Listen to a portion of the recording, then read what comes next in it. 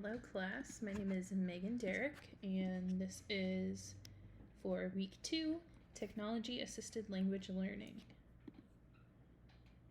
I would love to claim to be a lifelong language learner, but unfortunately I am not.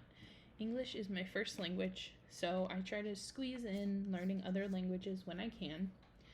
My family is from Germany, so I try to learn German. And a lot of my friends speak Spanish, so I try to work on that. And my in-laws are from Haiti, so I need to learn Haitian Creole at some point. But it can definitely get overwhelming very quickly. And if I feel that way, and I have the privilege of not necessarily needing to learn another language, I can't even imagine how speakers of other languages feel when they need to learn English. The stress and the anxiety must be just very overwhelming. Now, from my experience as an adjunct professor teaching stacked level 1 and 2 ESOL classes, we mainly used a program called Burlington English. And a little bit of information about that. The students that I had took the CASAS test at the beginning of the year. The CASAS is the Comprehensive Adult Student Assessment System, and it tracks basic and academic skills to ensure success in education and the workforce.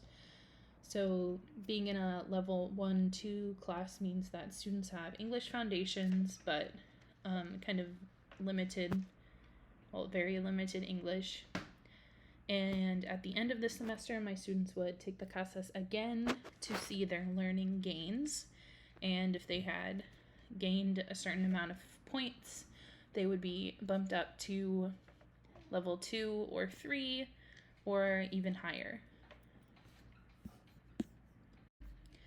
So in my class, about once a week, we would go to the computer lab, and students could log in and access Burlington English.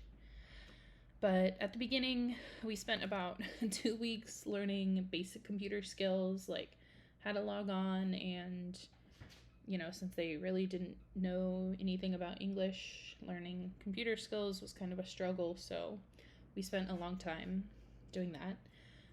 But then we were ready to go and access the program. Burlington English is an online program that focuses on instruction for English language learners in the 4 main skill areas of listening, speaking, reading, and writing. And Burlington English kind of falls under both CAL and MAL. The way we used it was mainly as a computer-assisted language learning program, but if they wanted, students could have accessed it using their mobile devices. Burlington English also has an app, so they could have downloaded that. I'm more a fan of MAL. I enjoy the mobile assisted language learning features, especially Duolingo.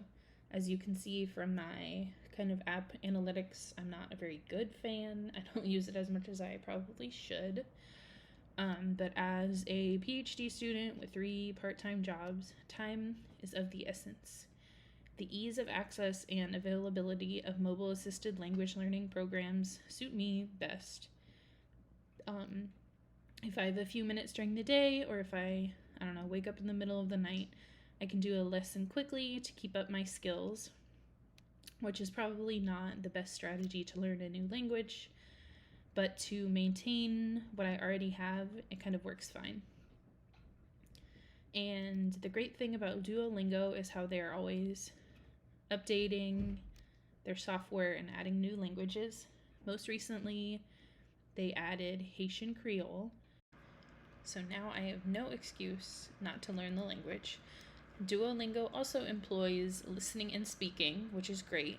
These are 2 of the major language learning skills that can often be difficult to intertwine with technology-based language learning.